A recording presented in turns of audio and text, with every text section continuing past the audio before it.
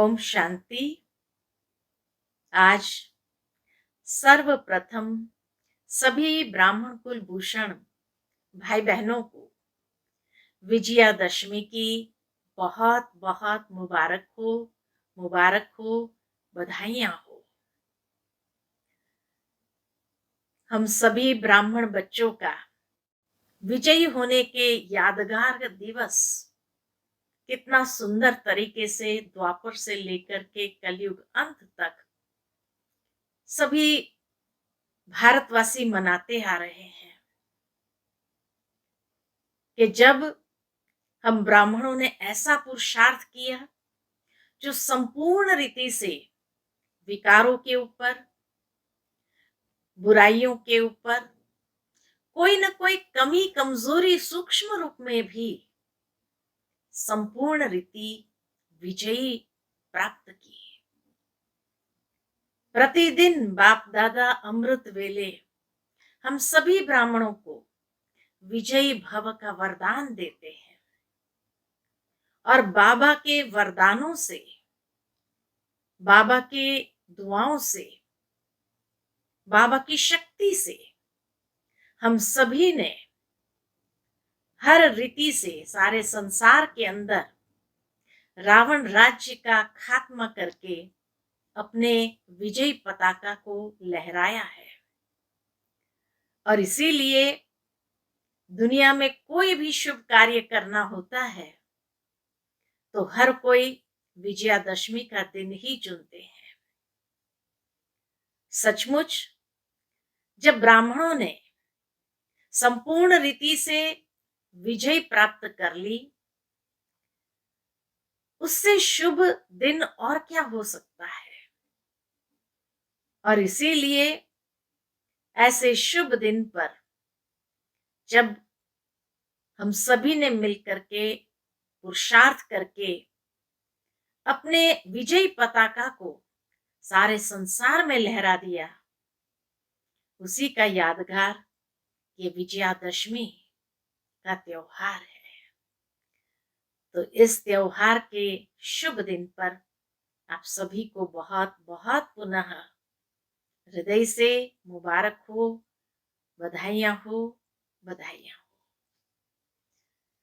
आज 25 अक्टूबर 2020 बाप दादा के अव्यक्त मधुर महावाक्य, और ये अव्यक्त मधुर महावाक्य बाप दादा ने 9 अप्रैल 1986 को सुनाए थे कि जिसमें विशेष बाबा धरती का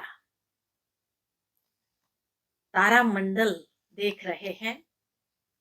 7 प्रकार के तारे बाबा ने बताए हैं कि 7 प्रकार के सितारे हैं और ये 7 प्रकार के सितारों का प्रभाव विश्व के ऊपर किस तरह पड़ता है और अंत में कैसे अनेक आत्माओं को ये साक्षात्कार होगा ज्योति स्वरूप और फरिश्ता स्वरूप का। बहुत सुंदर बाबा ने त्याग, तपस्या और सेवा भाव किसको कहा जाता है, सत्य सेवा भाव की गहराई बाबा ने बताई है और सच्चे सेवाधारी की निशानियां बताई है। सुनते हैं बाबा के मधुर महावाक्य। आज के मुरली का शीर्षक है सच्चे सेवाधारी की निशानी।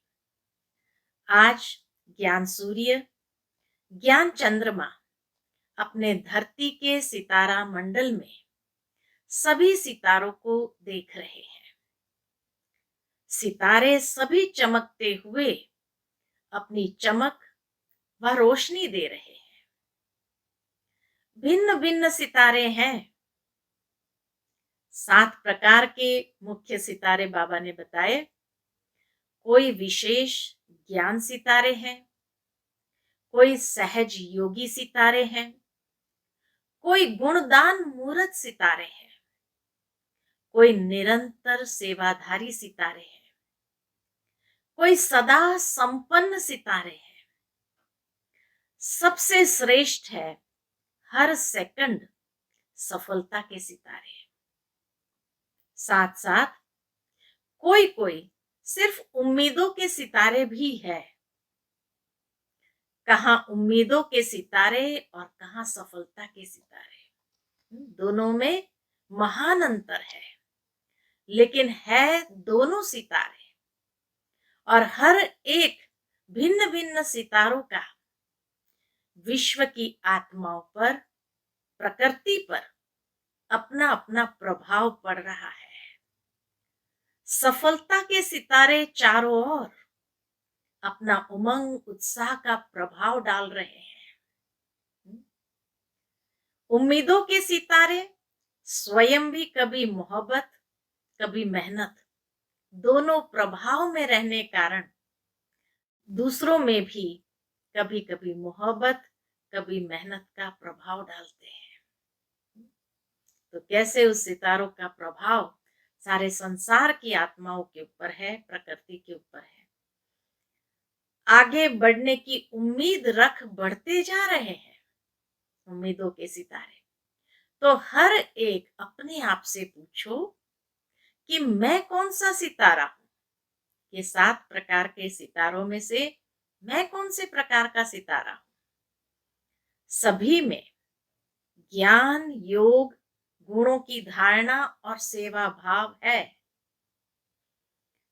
बाबा कहे सभी में ज्ञान, योग, गुणों की धारणा और सेवा भाव है भी, लेकिन सब होते हुए भी किसमें ज्ञान की चमक है, तो किसमें विशेष याद की, योग की है, और कोई कोई अपने गुण मूर्त की चमक से विशेष आकर्षित कर रहा है। चारों ही धारणा होते हुए भी परसेंटेज में अंतर है। ज्ञान, योग, धारणा, सेवा, चारों की धारणा होते हुए भी परसेंटेज में अंतर है। इसीलिए भिन्न भिन्न सितारे चमकते हुए दिखाई दे रहे हैं। इसीलिए बाबा कहे अलग अलग वैरायटी सितारे हैं। यह रूहानी विचित्र तारामंडल है।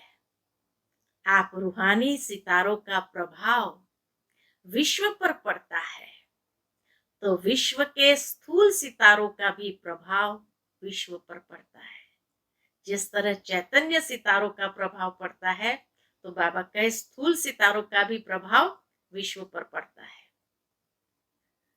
जितना शक्तिशाली आप स्वयं सितारे बनते हो, उतना विश्व की आत्माओं पर प्रभाव पड़ रहा है और आगे पड़ता ही रहेगा।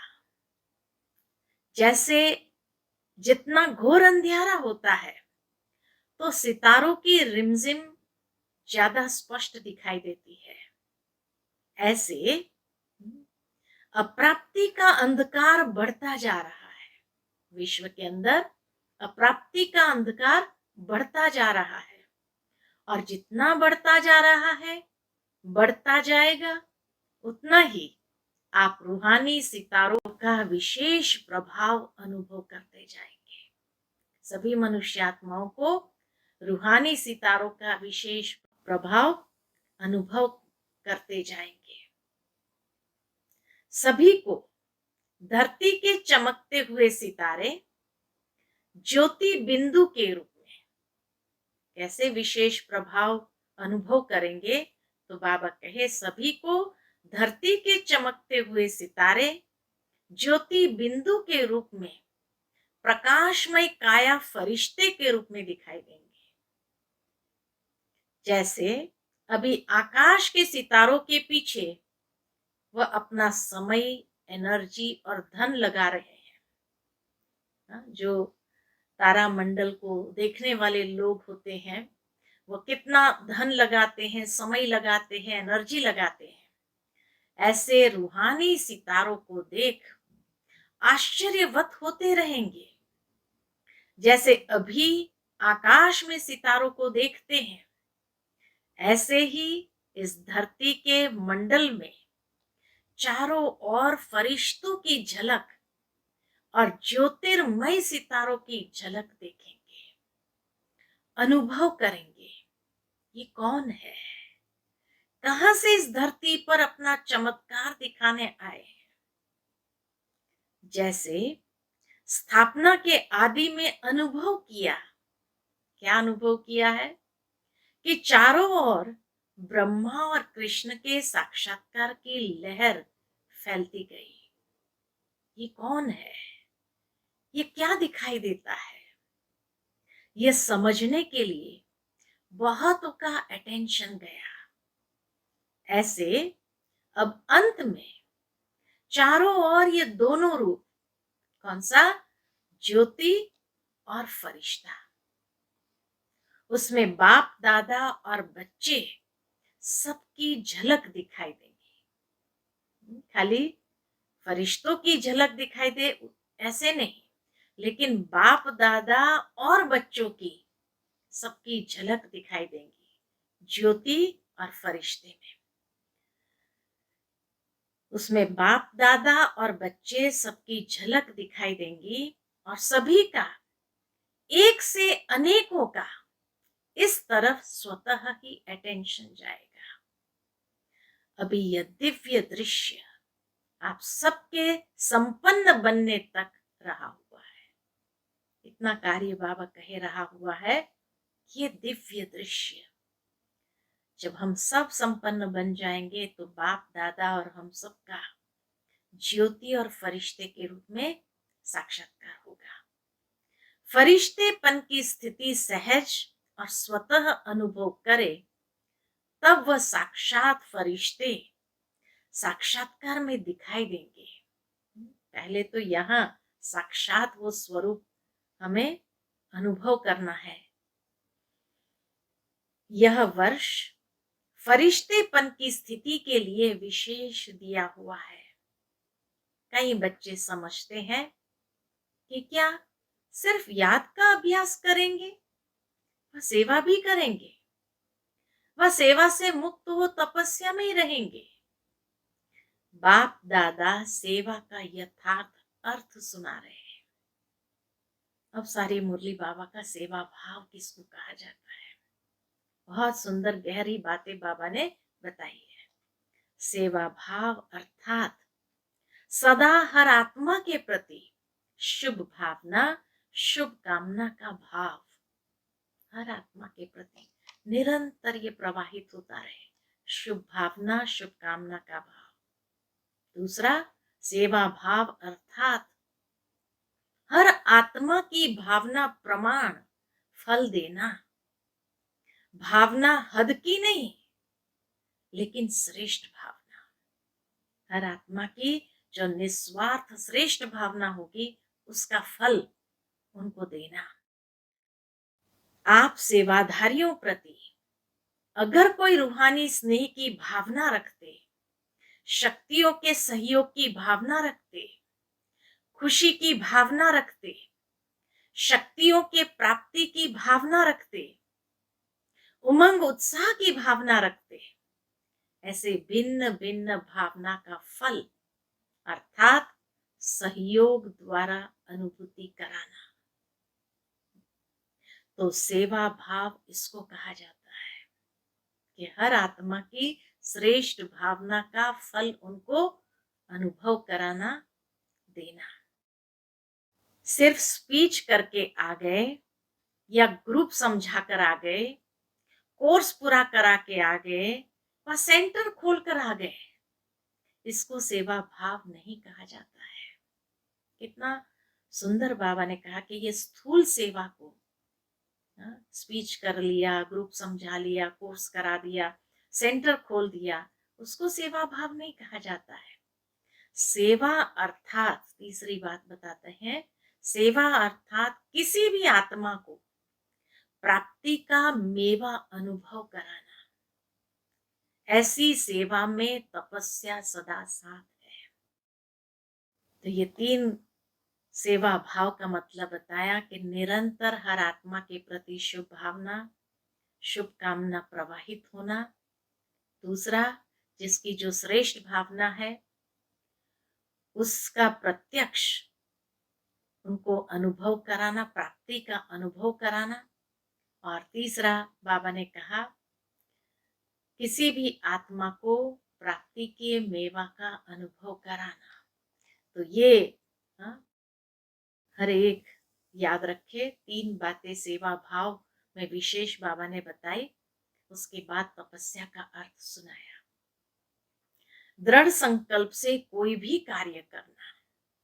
जहां यथार्थ सेवा भाव है वहां तपस्या का भाव अलग नहीं है।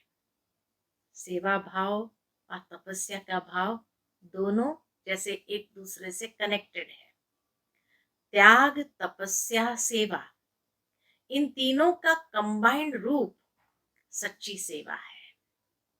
और नामधारी सेवा का फल अल्पकाल का होता है। वहां ही सेवा की और वहीं अल्पकाल के प्रभाव का फल प्राप्त हुआ और समाप्ति हो गई। अल्पकाल के प्रभाव का फल क्या होता है? अल्पकाल की महिमा है।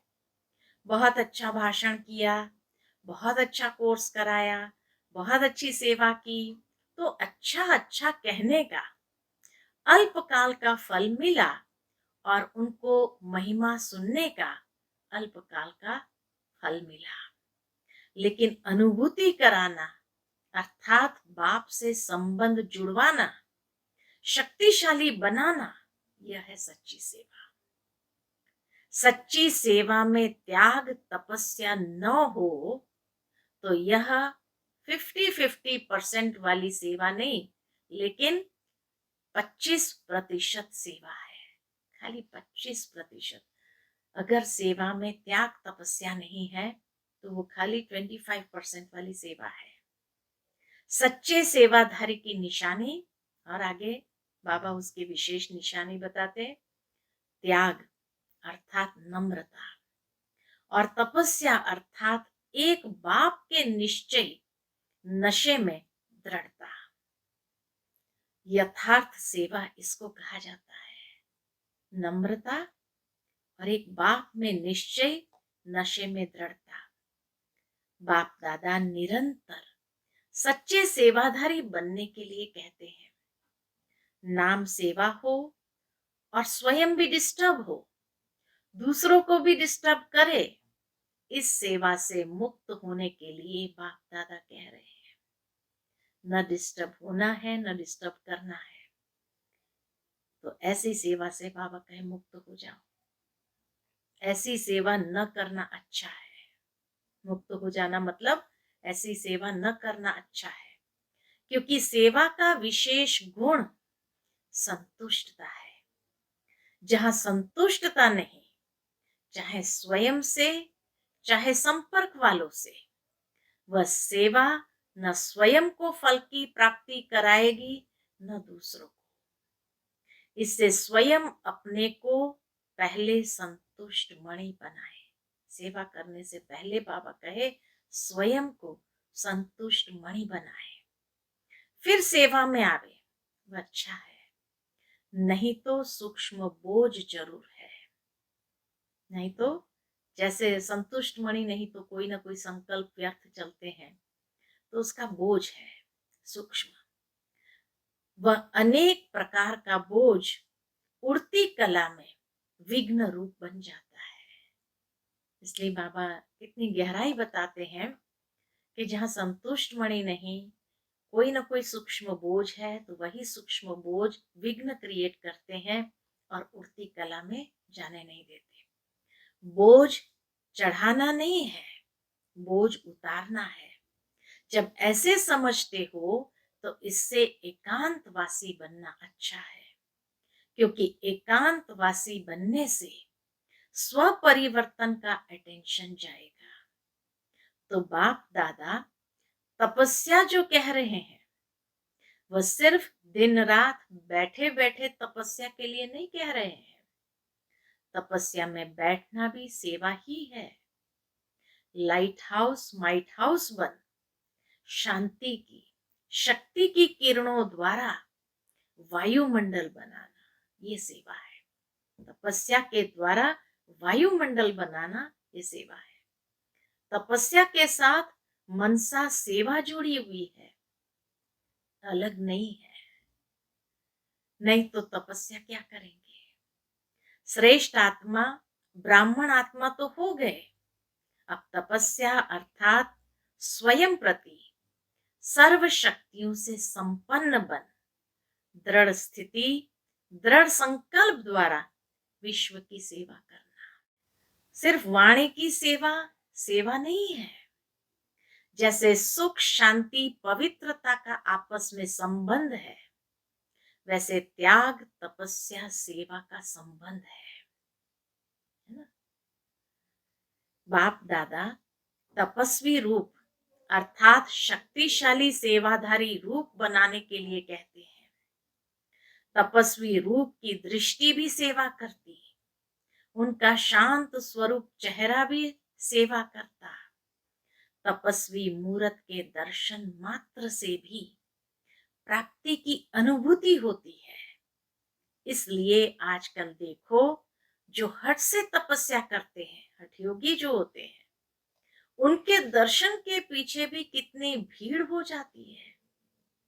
ये आपकी तपस्या के प्रभाव का यादगार अंत तक चला रहा है। तो समझा सेवा भाव किसको कहा जाता है? सेवा भाव अर्थात सर्व की कमजोरियों को समाने का भाव, कमजोरियों का सामना करने का भाव नहीं, समाने का भाव। स्वयं सहन कर दूसरे को शक्ति देने का भाव, सेवा भाव अर्थात स्वयं सहन कर दूसरे को शक्ति देने का भाव। इसलिए सहन शक्ति कहा जाता है। सहन करना शक्ति भरना और शक्ति देना है। सहन करना मरना नहीं है। कई सोचते हैं हम तो सहन कर कर मर जाएंगे, क्या हमें मरना है क्या? लेकिन यह मरना नहीं है, यह सबके दिलों में स्नेह से जीना है। कैसा भी विरोधी हो, रावण से भी तेज हो, एक बार नहीं 10 बार सहन करना पड़े, फिर भी सहन शक्ति का फल अविनाशी और मधुर होगा। वह भी जरूर बदल जाएगा। बाबा क्या कहते हैं, जिसका सहन कर रहे वो भी एक न एक दिन बदल जाएगा।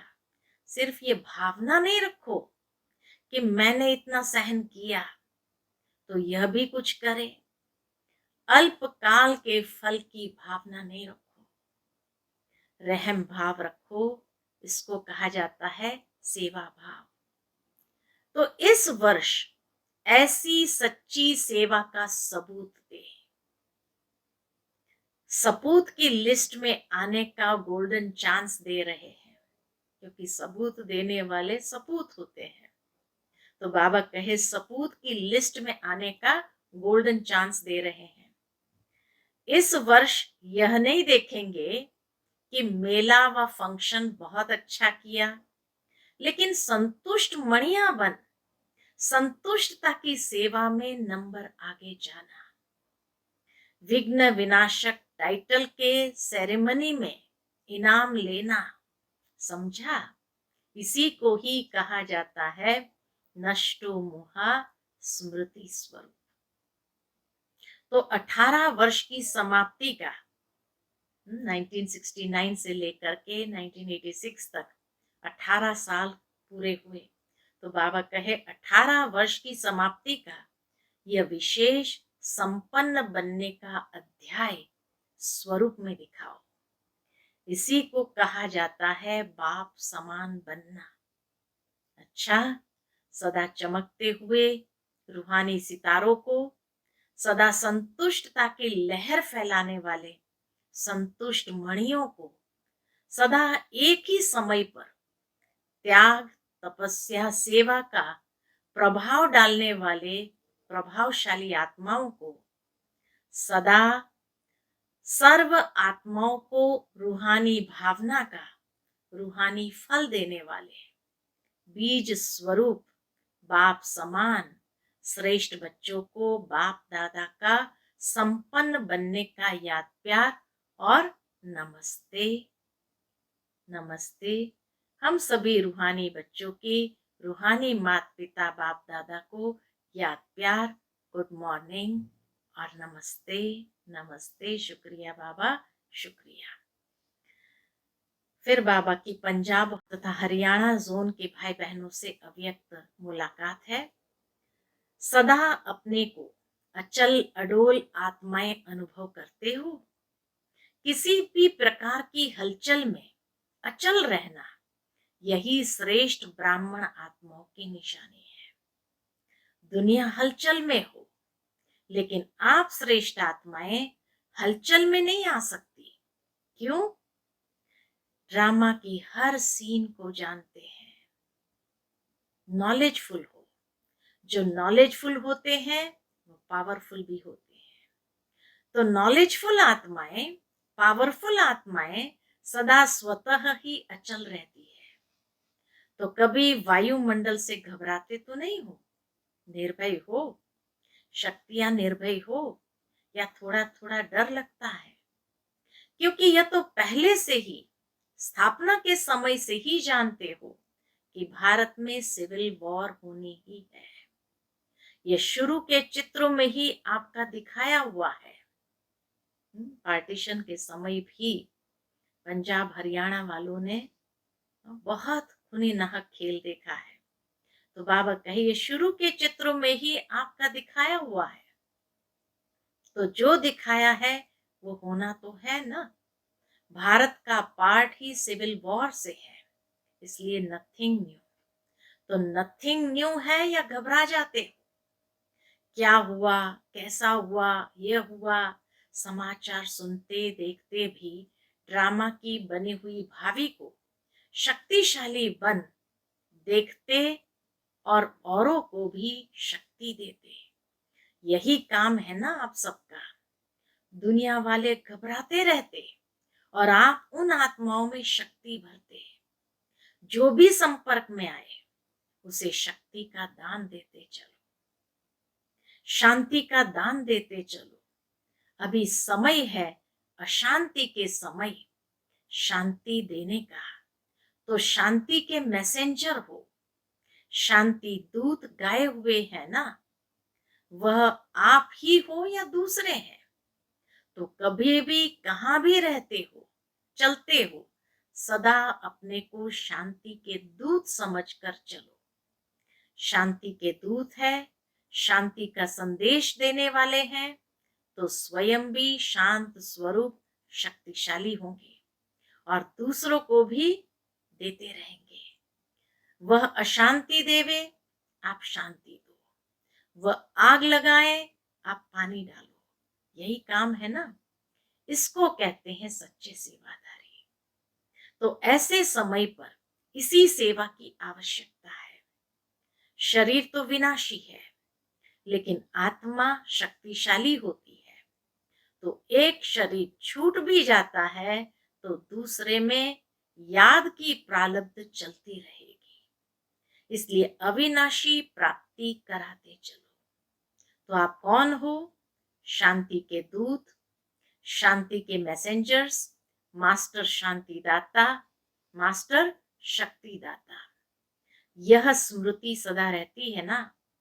सदा अपने को इसी स्मृति से आगे बढ़ाते चलो, औरों को भी आगे बढ़ाओ। यही सेवा है। गवर्नमेंट के कोई भी नियम होते हैं तो उनको पालन करना ही पड़ता है ना। लेकिन जब थोड़ा भी समय मिलता है तो मनसा से, वाणी से सेवा जरूर करते रहो। अभी मनसा सेवा की तो बहुत आवश्यकता है। अभी बाबा के मनसा सेवा की बहुत आवश्यकता है। लेकिन जब स्वयं में शक्ति भरी हुई होगी तब दूसरों को दे सकेंगे। तो सदा शांति दाता के बच्चे शांति दाता बनो। दाता भी हो तो विधाता भी हो।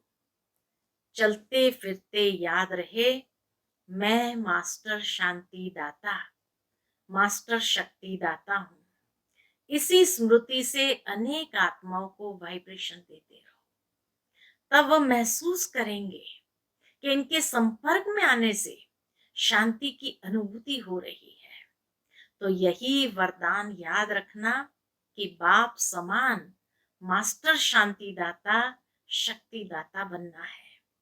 सभी बहादुर हो ना, हलचल में भी व्यर्थ संकल्प नहीं चले, क्योंकि व्यर्थ संकल्प समर्थ बनने नहीं देगा।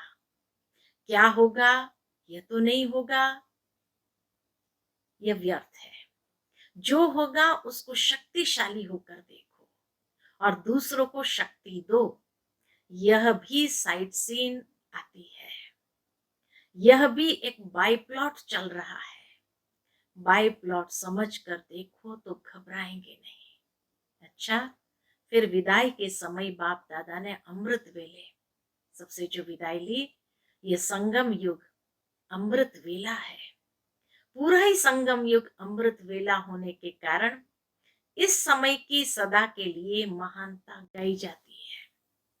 तो पूरा ही संगम युग अर्थात अमृत वेला अर्थात डायमंड मॉर्निंग सदा बाप बच्चों के साथ है और बच्चे बाप के साथ है। इसलिए बेहद की डायमंड मॉर्निंग बाप दादा सदा करते ही रहते हैं। लेकिन व्यक्त स्वरूप में व्यक्त देश के हिसाब से आज भी सभी बच्चों को सदा साथ रहने की गुड मॉर्निंग कहो, गोल्डन मॉर्निंग कहो, डायमंड मॉर्निंग कहो, जो भी कहो वो बाप दादा सभी बच्चों को दे रहे हैं। स्वयं भी डायमंड हो और मॉर्निंग भी डायमंड है और भी डायमंड बनाने की है, इसीलिए सदा साथ रहने की गुड मॉर्निंग। अच्छा, फिर आज की मुरली का मीठा वरदान है कि 5 तत्व और 5 विकारों को अपना सेवाधारी बनाने वाले माया जीत स्वराज्य अधिकारी भव। 5 विकार और 5 तत्व को अपना सेवाधारी बनाने वाले माया जीत स्वराज्य अधिकारी भव। जैसे सतयुग में विश्व महाराजा व विश्व महारानी की राजाई ड्रेस के पीछे दास दासियां उठाते हैं, ऐसे संगम युग पर आप बच्चे जब माया जीत स्वराज्य अधिकारी बन टाइटल्स रूपी ड्रेस से सजे सजाए रहेंगे, तो ये 5 तत्व और 5 विकार आपकी ड्रेस को पीछे से उठाएंगे अर्थात अधीन होकर चलेंगे।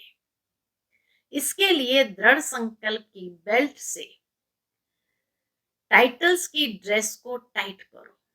भिन्न भिन्न ड्रेस और श्रृंगार के सेट से सज धज कर बाप के साथ रहो, तो ये विकार व तत्व परिवर्तन हो सहयोगी सेवाधारी बन जाएंगे।